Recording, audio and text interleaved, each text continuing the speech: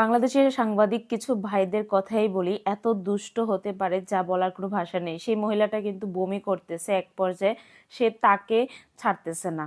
মানে মিডিয়ার মানুষরা ওকে মানে কথা বলেই যাবে, ছাড়বে না। ভাই যেমন মহিলা তেমন তো হতেই হবে, কি বলেন আপনারা? হ্যালো এভরিওয়ান, আসসালামু আলাইকুম। সকলেই কেমন আছেন? আশা করি ভালো আছেন এবং সুস্থ আছেন। শবনম ইয়াসমিন বুবলি, আপনি যে প্রেগনেন্ট সবাই কিন্তু জানে, ইতিমধ্যে জেনেও গিয়েছে। আপনি এত ন্যাকামো, এত সিম্পিতি করার কোনো মানে হয় না, কোনো ওয়ে হয় না। কারণ যে মানুষটা প্রেগনেন্ট, একটা মহিলা মানুষকে কখনোই চাপায় রাখা যায় না।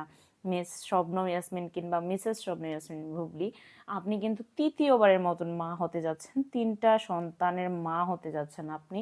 তো আপনার কিন্তু, আপনারা হয়তো জানেন যে মেগাস্টার শাকিব খানের সঙ্গে ফার্স্ট বিয়ে এবং ফার্স্ট বাচ্চা, এটা কিন্তু ভুল ধারণা। শবনম ইয়াসমিন বুবলির কিন্তু আরও একটা বাচ্চা আছে এবং আরও একটা সংসার ছিল। তো সেই সংসারের মধ্যে একটা মেয়ে বেবি আছে। তো সে ওকে মানে কোনো প্রশ্রয় দিচ্ছে না এবং কি আপনার ওই সংসার থেকে চলে আসছে। এরপর শাকিব খানকে পটিয়ে টাকার লোভে ওকে বিয়ে করেছে। এখন আবার আরেকটা হচ্ছে।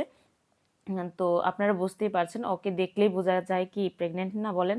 তো সে এত নাটক করার কি আছে বলেন তো ভাই?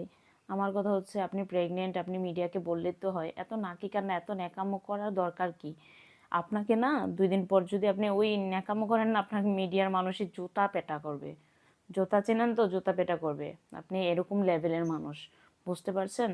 তো এই কারণে, এই কটাক্ষের কারণে ওই মহিলাটা যে কতটা নিচু হতে পারে, কারণ এই মহিলার লাজ লজ্জা কোনো কিছুই নেই।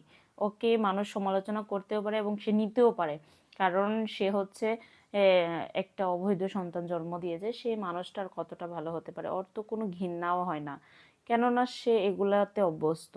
তো আমাদের কাছে লজ্জা লাগে, কারণ একটা মেয়ে, একটা মানুষই কিভাবে দেখেন ডান্সের মানে নাচানাচি করতে পারে, লাফালাফি করতে পারে। তো ওই মেয়েটার কতটা ভালো ওয়ে হয় সেটা তো আপনারা বুঝতেই পারছেন।